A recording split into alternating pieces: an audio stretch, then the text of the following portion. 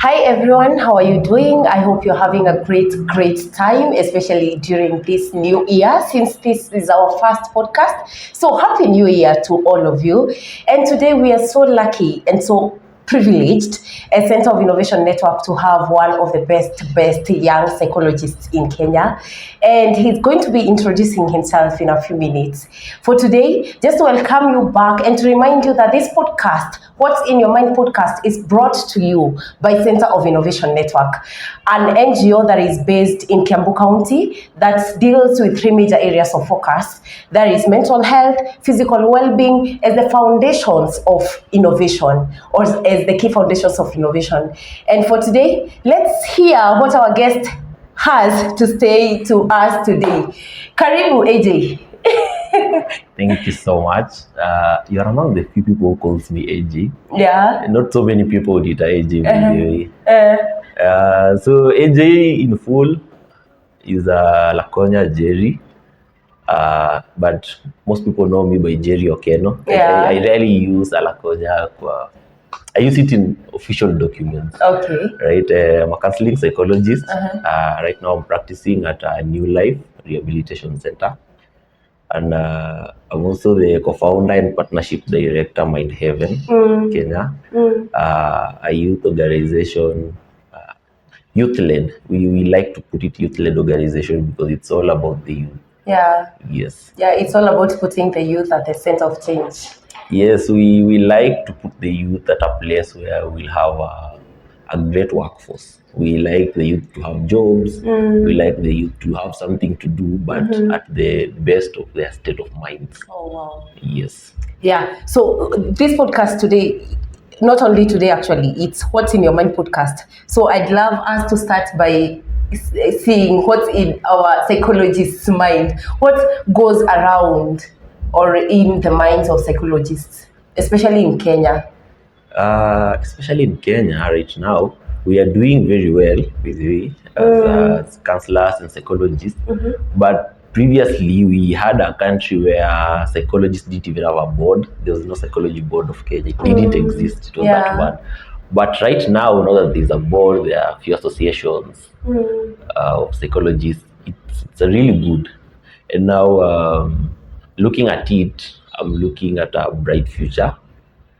And we hope that the future will be lenient to us and better to us compared to any other profession. Yeah. Yes, because we also had the World Economic Forum, I think it was in January, where they were talking about the future of work, the future of jobs. And psychology was among the top rated jobs that in future they will be needed. Yeah. Right. So I'm so hopeful for the future. I'm looking at the future with a bigger picture, and it's going to be good. Okay. So you've stated in future we are going to be needing more psychologists. Yes. And I'd love to know, for a person who is out there, mwenye hana idea what is a psychologist, what does a psychologist do out here? How would you state it for like layman's language? In layman's language, we like to put it as people who, normally they call us counselors, then we have therapists. In one or another, you don't know the difference. Yeah. Right? There's no big difference, but you see, like when you're doing a course in campus, there's someone who will do counseling psychology, there's someone who will do clinical psychology, but you're all counselors, right?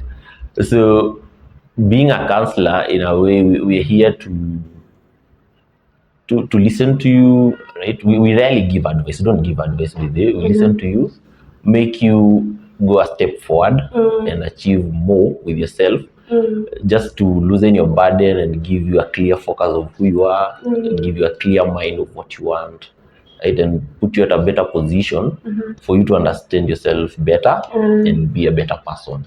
Oh, wow. Yes. Okay, so I take it that you have interacted with more men, especially because men are taken not to take such things seriously, like things like psychology or things to do with medication at all. Yes. So when you've interacted with men, how are their mental health? How would you say, especially for the young people?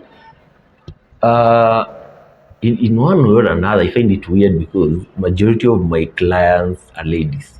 Oh, wow. So I have friends with time wameanza ku accept, and they come, then I'll refer them to another counselor, because me want to do counseling to my friends. Tutacheka badala ya doing anything serious. And actually it's not even advisable. Yeah, it's not even advisable. So I refer them to counselors. Then now I start realizing that I have impact on my friends also, because in my class, it's so funny that in my class, probably I was the only male.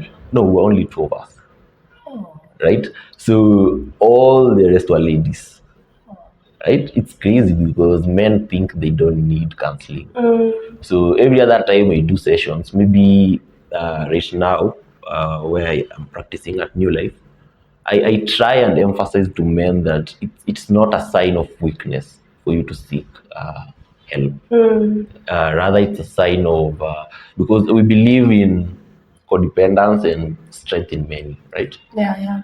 So you saying uhitaji help, it's a lie, because I'm also a man, so I know deep down unakipitia, but you don't want to say it. But I'm giving you an option of open up. I'm a guy like you. I can help you out, right?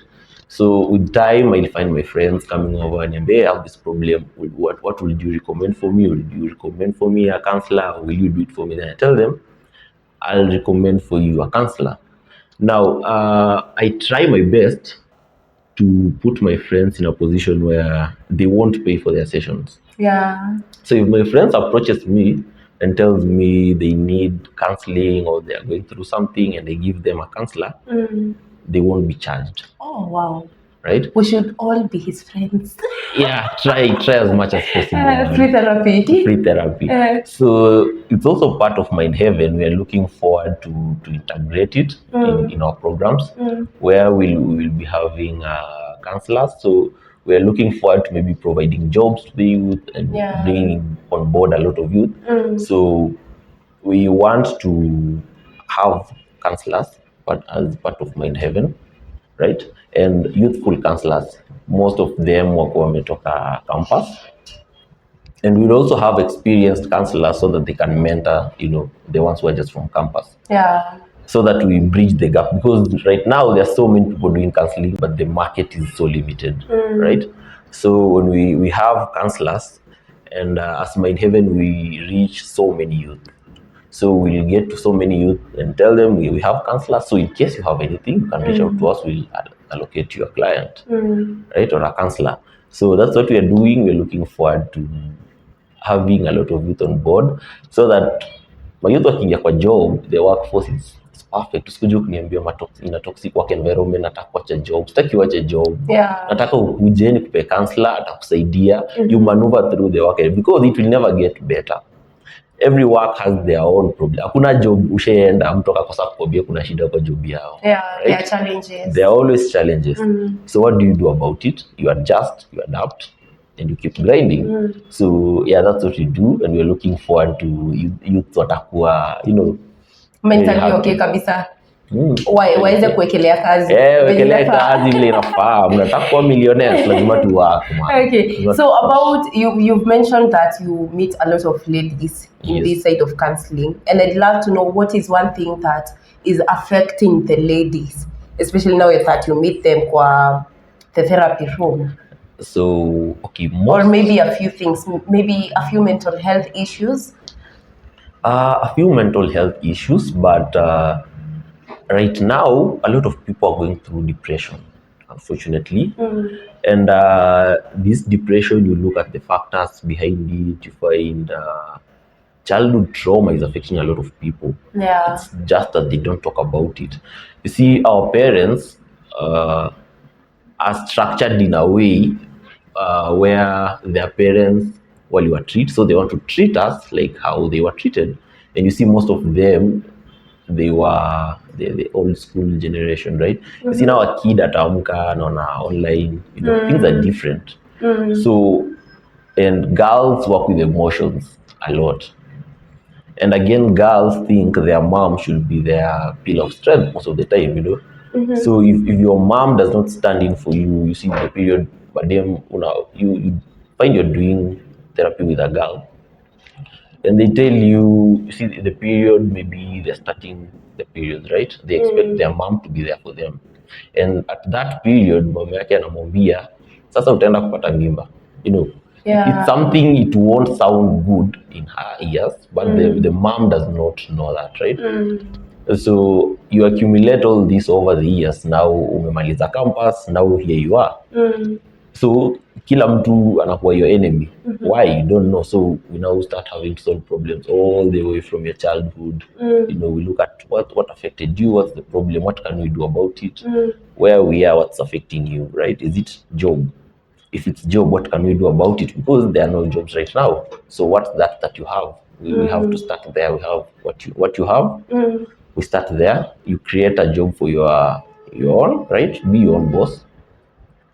And let's start grinding and see where we go.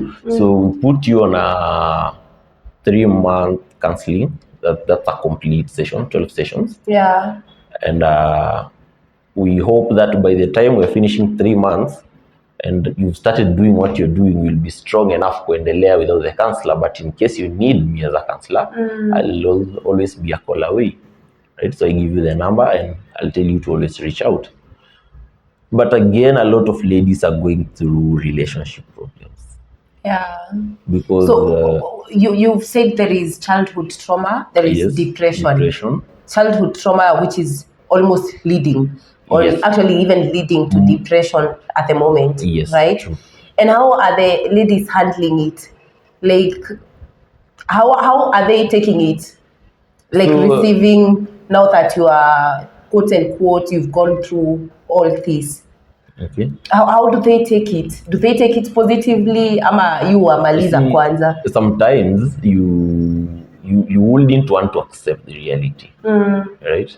So at first it was so hard for them to talk about it or accept the reality. It will be so tough on them. But with time they realize, okay, ilishafanyika. So where do we start from? Because you won't cling on your past forever. You want to make progress if you do that. So for you to make progress, you have to accept the past. You have to forgive what happened or whoever did it to you. And now we have to start working, moving forward. But it's not as easy as I'm saying. So it's a process. We'll take sessions, breakdowns, right? Kuna session utakuja, someone will just cry, you know, 2-3 statements and breaking down. So there's nothing you'll do. So more sessions until we get to that point. And I'd love to know, okay, I also offer therapy, and I've had people who come to me and they actually know what is going on with themselves. They just need people to guide them. So that means that they are aware about what is happening inside their minds per se. Now, do you find other people who are not aware at all why they are reacting the way they are reacting? They don't know if they have childhood trauma or something. They don't know if they are going through depression. They just know something is not okay. Like they are not aware. Most of the times, they are aware what they are going through, but they don't know it's childhood trauma. Right? They don't have a substantive definition of what's going through, but they can explain to you this and this is what's happening. And I feel since it happened this period, I've not been okay. Things have not been going okay. Right? So they know what they're going through, but they don't know what it is. So you have to lead them through, you have to tell them this is how it happens, and you have to do this and this. So you go find out what do we do from here. If this is the problem, what do you think the solution is? Right? So you lead them through. So you've mentioned also that they're also going, or we ladies, not they, we ladies are going through relationship problems. What do you mean by that? Wow. So a lot of ladies have too much expectations on relationships than they should. That's what I feel. Okay, wow. So from a psychological perspective, from a psychological perspective, ladies think, okay, a lady comes and tells you, a guy can't provide for me, can't give me money to do my hair, can't give me money to do my makeup, right? So you see, as a guy, you come to a relationship with that mentality, most likely you'll leave heartbroken. Higher chance. Why is that? Because it might sound rude, but I'm not your father. Right? Wow. So you coming into a relationship, let's first agree that you're not coming for business, right? It's a relationship. So sometimes I'll be able to provide that. Sometimes I won't be able to provide that. Let it not be a problem if I'm not able to do that. Okay. Right? So you don't have a problem with providing. It's not a problem. The problem is when you are not in a Able position to provide. you have to understand. Right? So ladies will be there. Me, I won't date someone who doesn't have money. Do you have money yourself? Right? Yeah. You see, every other time, So ladies, mtafuta kwanza you see, pesa. every other time, you also know why do you do a lot of networking? Because for you to find people of a similar goal as you, there's a certain place you need to be. You have to show up in a certain room for you to get people of a certain standard. Yeah, true. Right? Yeah. You can't show up in a room where there are CEOs and you are not one. Hautaingia. Ni ngumu. You won't sana. even find yourself there. You won't even find yourself there. You have to be something to attract something. Exactly. So if you, but I just wanted to get it. The problem is not provision. No, because the problem normally is provision. Men providing is okay. And again, I think it should be that way. I think there's a way life has become too tough in this country for me to give you too much attention than work on myself. I don't know if it makes sense. Yeah. So ladies go through this period where maybe they're obsessed with their guy and the guy is too much working. Yeah. Right? So ataprovide, yes, but time kukupea ni mkipatana jioni. Yeah. Right? So ladies probably won't understand that. I also get the point where you need time with your person. But this person also has to work. So the economy is tough on everyone. So this person decides they'll work an extra hour to make an extra coin, which it makes sense. But what about the lady? Now the lady does not understand that. So you do counseling and you feel like, okay, her point is valid, but it's sort of, did you explain yourself? No, you did not. So how do you expect them to know? It's more of, for relationships to work, you have to talk and have to talk. So we have to come into an agreement. Yeah. Right? But ladies rarely talk about what affects them in a relationship. I'd love to know. You were really emphasizing on ladies. And because we are talking about like ladies yes, I get it. I just want to say, like, you putting it's all ladies, or is it the biggest percentage? So because is it some ladies? Majority of the people I've interacted with are ladies, and the cases are almost similar. Relationships. Yes, in terms of relationship, it's almost similar, right? But it's not like men are angels. Yeah, in Nairobi, watu nao wanapigana character development.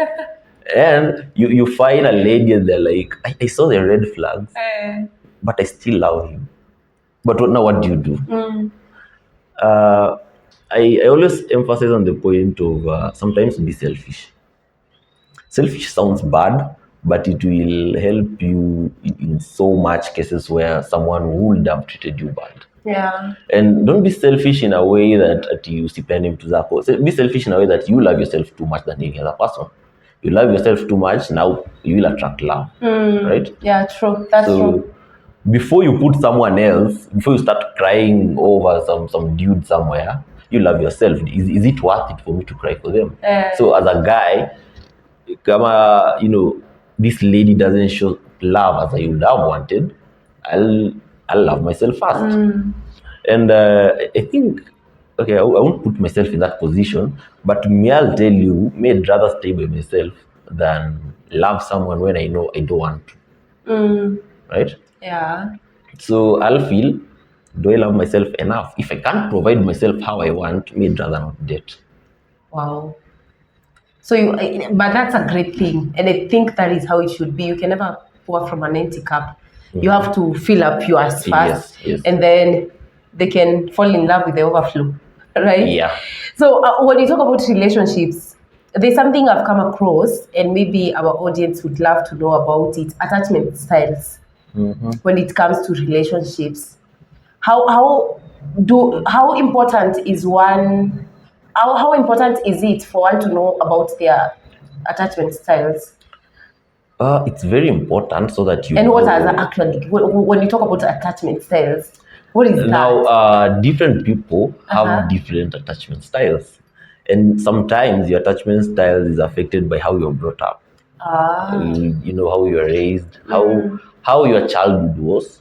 If you had your family love you, you know, all caring. Most people who were brought up in that loving family, all caring, they will turn up to be great lovers. Right? But if you're brought up in a family where everyone for himself, trust me, your relationship is going to be chaos. It is going to be chaos. So even the attachment styles, it acts all the same. How you're brought up really matters a lot, a bigger part. And who you choose to engage yourself with also matters. Yeah. You see, the attachment styles, sometimes we use it as a shield. But the thing is, you got yourself into a relationship with someone who doesn't love you. So men sometimes, which might be might have been led by you not being loved in your childhood, and so, or something of the sort. You see, this thing of ladies being attracted to a guy, maybe whom says, then you're like, I'm into him. You see, love at first sight. And now this guy has also someone else who he loves, but he doesn't want to break your heart, so ataku keep close.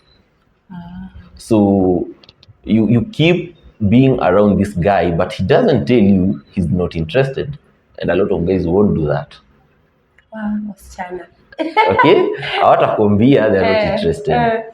So with the time we fall in love, all the feelings, everything, then you realize this guy hata yuko hapa. Alafu atakuza mimi sikukwambia. And utalia sana. Utalia, utajifungia kwa room, but you know you didn't communicate in a way. Be straightforward. Maybe, I want this and this, and this guy tells you it's not possible, or it's possible, or this and this is what's happening. Communication and comprehensive communication. Yes. Comprehensive communication is key. It really helps a lot. In fact, in majority of the relationships, if only communication could have been done better, majority of the relationship would have worked. Wow. Kwa hivyo tujaribu, tunaweza rudi kwa excess zetu. Tujaribu communication. Jaribu communicate, because trust me, probably your ex, the person you are looking forward to dating, they are not any different. Okay. Most likely. Patterns zinajirudia. Kwanza Nairobi. I think everyone is made the same. Wow. Okay. I think we are shaped by how life is in Nairobi. Ni kama uende archives. Upate watu wamequeue kwa line. You know, they're all the same. The difference is you want the same. You want the same. You want the same. And you know, wanajua ikifika 4:30 queue imeanza. So wote wanajua ikifika 4:30 tunafaa kukua. Kwa hivyo wote ni same. So you guys mnaumia to the point yenyewe your heart in a shift inaanza to the same line. It's weird, man. In Nairobi people are the same. Systems zinatufanya same. We are having the same mindset. What was the metro? And I complain online and you're like, this case is the same as this one. Is the same. Yeah, they're all the same. There was something, somewhere I was reading, a lot of things have changed in the world. A lot of things in terms of even nature and stuff. But human behavior, it might have changed, but very little. It's one and the same thing for like maybe 100 years. Kutoka 100 years ago. Binadamu hachangingi sana. Not really. So behavior is the same. See, unonanga, even the old folks will tell you there's nothing new under the sun. Yeah, that's true. Right? Yeah. We're all the same. It's just that we try to adjust and make it look like it's very different. Yeah, very different. And now people will make it look classy when it's not. Right? Ni kama those guys when you attend a show. You see, back then, I'd look at that car, the KXY. It was at the moment the car, right? Na ikapita. Sindio? So with time, there is zingine zimekuja more fancy, more nini. But someone will go back and tell you nataka vintage. They just want to make it look classy, but it's the same thing. Yeah. They just want to make it look classy, make it look like it's not the same. Imagine it's the same. It's one and the same thing. So getting back to the attachment styles, which are the attachment styles that we have that we can... Can I remember all of them? I probably can't because I rarely do that. Yeah. In fact, I rarely do I avoid so much of relationships in my in my In counseling. your Because you see, at my age, if I do so much of relationship counseling and advice, ladies end up falling in love. oh wow. So That's a new thing. I People fall in avoid love with your therapist. a lot of people. Wow. If you are not keen enough, you find yourself in a relationship with your client, which is not supposed to happen. So I really avoid it. Umeamua kumsaidia physically. So I really avoid doing the I can only relationship. imagine you going to a therapy session and then falling in love with the therapist. Like especially going for relationship issues. Because what happens, you see, when you treat a girl so well and so good, and they She come gets crying with carried you, away. yeah, they get carried away. Oh, So- and that's sad. I want to tell girls it's okay to know that you should be treated well, you deserve it, Yeah, but not for falling for therapists. yeah, someone needs to tell them. Don't avoid. It's not even healthy for the therapist. Unafanya session inakaa weird. I even don't look forward to your session. So it's a challenge therapy. It is a challenge. It is a challenge. In fact, a lot of ladies do go for counseling than men.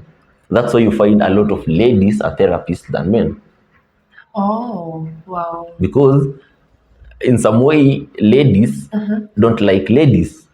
I don't know how it works, but you will prefer a male counselor than a lady counselor. But many of them are ladies, so you have to go to them because that's what's available. Right? Okay. So it's a challenge. It's a challenge, but it's part of work. Okay, acheni kukufia nani. Psychologist wetu jamani, we need them. It's a challenge. And now but it's part I'd of love work. to know in your work, do you meet other older people than you that you offer your services to, and how are they receiving you as a young psychologist? Okay, it's also another challenge. You meet a client and then they tell you you're too young to be my client, you're my counselor, right? And I'm like, okay, so shida zako ni za uzee. You know, because if I'm too young, then it means it's not help that you want, right?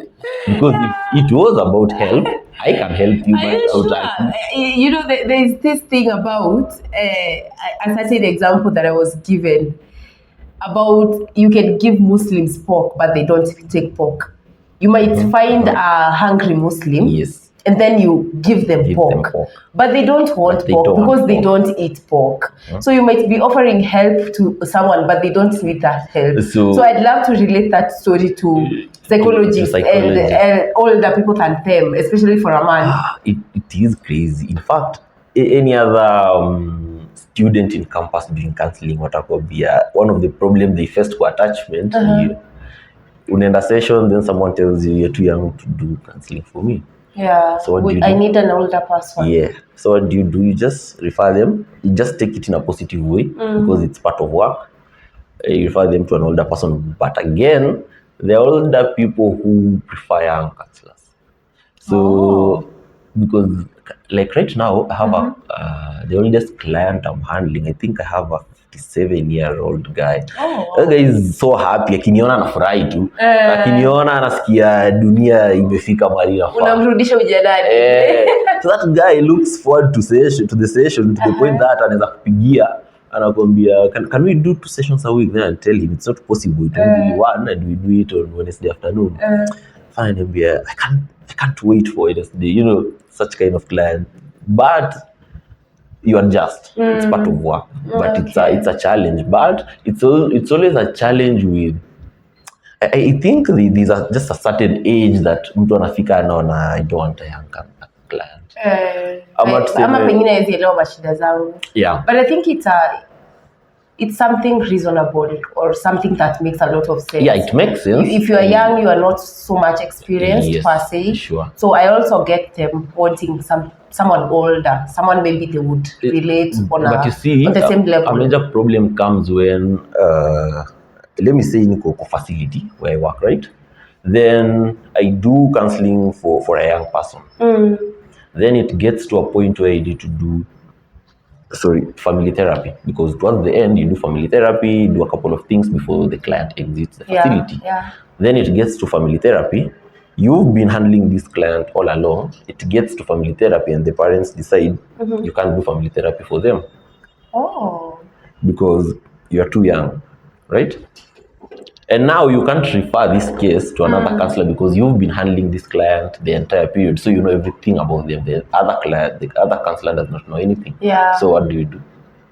So what happens actually? What do you do in such a scenario? In such a scenario, maybe it's not ethical for counseling because of the legal issues where when you tell me something, you know, the client counselor privilege. I'm not supposed to share anything, right? True. But now at this point, your parent has forced me to engage a third party. So maybe we'll get an older counselor, but I have to be there also. But most of the time, it's not advised because of the privacy of the client. But I can insist you get them an older counselor, but you have to be there because you know whatever was happening. Yep. So you've mentioned family therapy. How many types of therapies are there? Kuna family therapy, kuna individual. Is it individual therapy? There's individual. Yes. We call it one-on-one. Then there's a family therapy. Now, when you work in a rehab, you tend to have clients who need help before they leave, because if they were addicts to a point they didn't have anything, they'll need someone to lean on, somewhere to lean to. So we call for family therapy so that we can have an exit plan. What is he going? What is he or she going to do? What's next after here? Because akienda kaa idle, the guy or the chile will go back to drugs. So we have to have a family therapy, do an exit plan, talk to the family, make them understand that this person has changed or is ready to change. Make the family understand what he or she was going through. If it's worth sharing with the family, if the case of the client was affected by the family, you also have to have a session with the family and make them know whatever you're doing was affecting the client. Right? Wow. And you make them understand that it was not by their will. Sometimes they didn't know.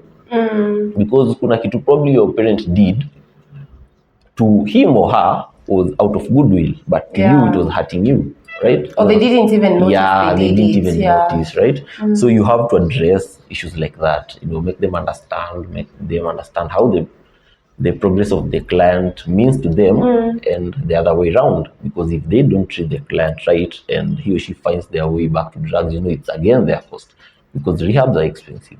They're expensive. True, hella expensive. Very expensive. When you wanna do drugs up, especially the young people, rehab is expensive. It's so expensive. And sometimes I look at guys, you see, you admit someone same age as you, but the guy's done drugs to the point you're like, no, you didn't need to get there.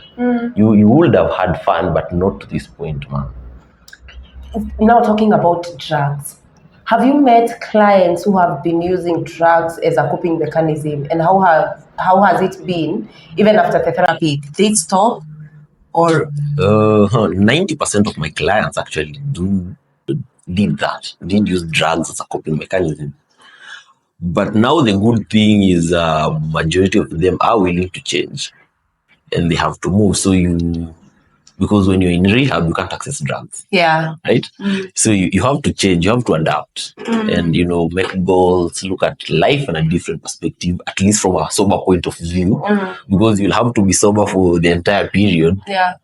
So you have to take them through the entire period. So if near admission, facility, it's a whole 90 days program.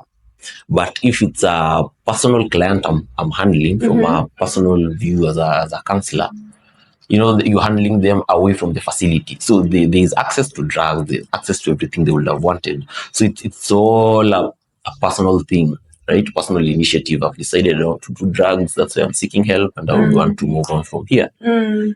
So it becomes easier in that way. But someone was forced to a rehab, and mainly the young people, you know, Gen Z up to around age 30, they think they have so much time, right? It becomes a problem. Kama alifosiwa kuja kwa rehab, it's really a problem.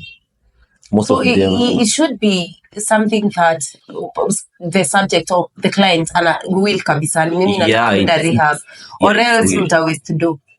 A lot of people waste.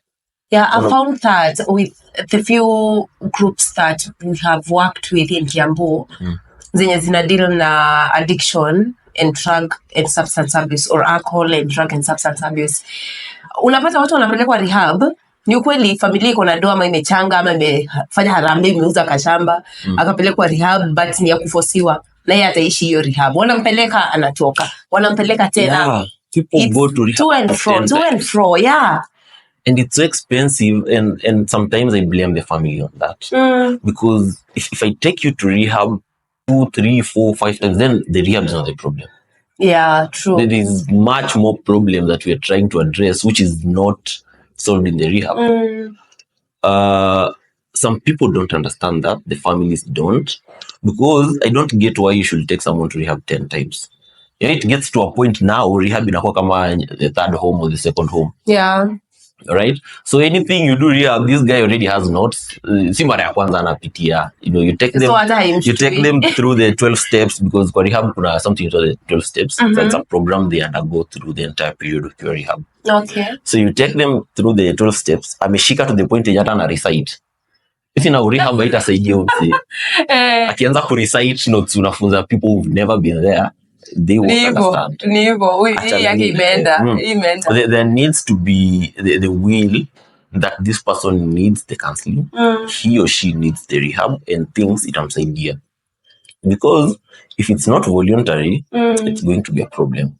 Yeah, and I actually think it even damages the person. It does because nikitu unampea pressure afanye hataki, so it's like there's a lot of resistance, and that resistance also is absorbed in the body. Sure. Tena tunazia trauma zingine. Because unapata most of the people in rehab for long, si rehab already. Rehab si normally ukwa 3 months. Unapata mtu ameachwa 6 months. And you're like, we are cheesy. Yeah. Because what do you mean watu wanakuja wanatoka wananiacha? How bad was my case? Now this guy anaanza kuona, the self-esteem is damaged, the self-stigma imeingia. It now becomes a problem. So now mmemaliza kesi ya addiction, mnaanza another case. Right? So it becomes a problem. It's a process. And how do the families, especially when you're doing the family therapy, how do the families receive it? Because I now understand they are going to become aware of some of the things that they were doing. And there is the egoistic side of ours. Haitakangi kuguzwa, hutaki kuambiwa ati wewe ulifanya hivi, ni ulifanya mtoto wetu akue hivi. How do they react to it? You see, for a family to get to the point where wamekuleta rehab, inamaanisha hata wameona there's a problem. So whatever you do tell them, as long as it's making sense and it's good enough for them, they will take it. Right? Yeah. And sometimes you have to brace that ego. Lazima nikwambie ukweli ujue this is what is happening. You have to see the real picture. We won't massage your ego. Sometimes it doesn't need that. If you massage your ego, then I won't help the client. Yeah. So it, even as a counselor, sometimes it gets to a point mnakosana na client kwa session because hataki umwambie hivyo, but it's part of work. Wataelewa. Okay.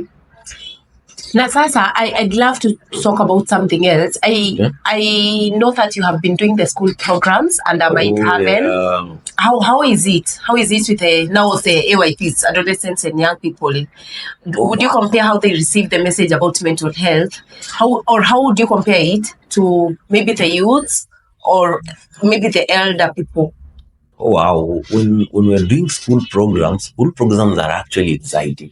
They're awesome because these young people, these young children are naive. They want to learn, and they look at you as the person to look up to, right? So maybe to on a primary school, you do your sessions. They keep calling you because the kids want to see you again. And the reason why we decided to do the school campaigns, because comrades wakishafika campus kwa change it's so different, so difficult. Kichwa mindset isha stick. Kwanza wa Nairobi. Watu wa Ujuja. ukoronga, to change it so hard. So we decided we'll start doing the high school and the the general school campaigns, high school and primary, so that these people will grow with a certain mentality, so that when they get to campus, you have an easier group to work with. Yeah. But working with kids is awesome. It's awesome. They want to receive message. Yeah, kwanza watu wa high school, unafikanga time fulani form 4, unagundua maisha ni ngumu. You'll have to, lazima ni somo. And now uko under pressure, problems, so they have to listen to you. They're willing to come to the session. It's easy, but it's awesome. So it's easier actually to work with the AYPs. Yeah, it's other than the adolescent. Let me call them the adolescents. Other than the older people. Sisi wazee kichwa zetu zimejaa maji. Yeah, ukishafika kwa sekondia au uandiki. Nivo. It's easier to work na fresher na 4 years. But out hapa katikati, it's crazy, man. And for them, for the adolescents and young people, what majorly affects them? Academic pressure, maybe.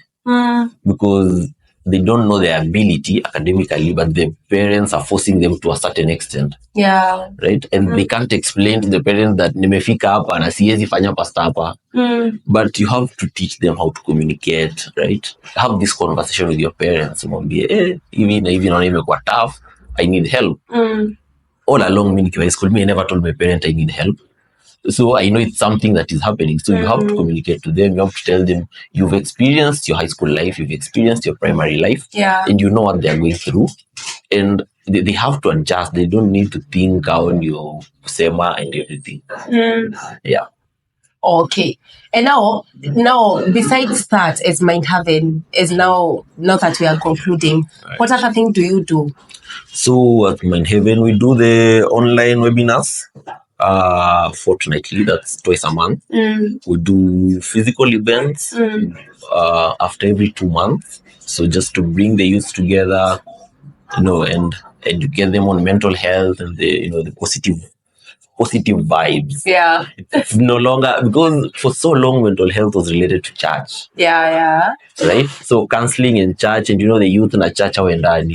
So create a friendly environment where you'll get the youth and make them do the, take care of their mental health. Yeah. We're also looking forward to have the campus ambassadors, where we'll have to go campus to campus and educate them on mental health.